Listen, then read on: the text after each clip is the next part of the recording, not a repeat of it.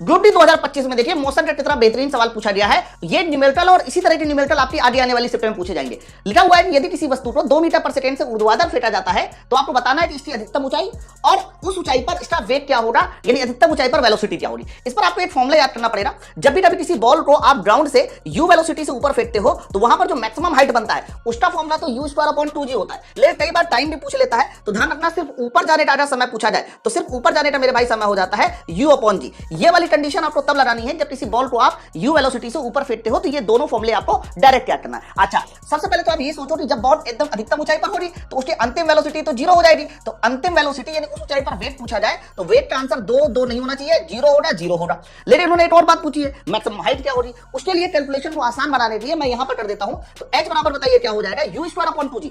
u की value 2 है तो 2 का स्क्वायर मैंने कह दिया, तो 2 का स्क्वायर हमारा हो जाएगा यहां पर 4। और रही बात तो g की वैल्यू अप्रॉक्सीमेट मैंने 10 मान ली। मैं 9.8 इसलिए नहीं लेके चल रहा हूं क्योंकि मुझे लगभग में आंसर चाहिए। तो 2/10 यानी जो अप्रॉक्सीमेट हाइट हो जाएगी वो 0.2 मीटर हो जाएगी। अब 0.2 मीटर वाला आंसर देखिए। अब देखो यहां पर 0.4 है तो ये तो आंसर नहीं हो सकता। इसका मतलब इस सवाल का सही आंसर ऑप्शन नंबर ए होगा। 0.204 इसलिए आया है यहां पर क्योंकि g की वैल्यू 10 नहीं 9.8 होती है, तो आंसर 0.2 से थोड़ा सा ज्यादा आएगा। अपन को तो आंसर से मतलब है, आंसर हमने आपको बता दिया।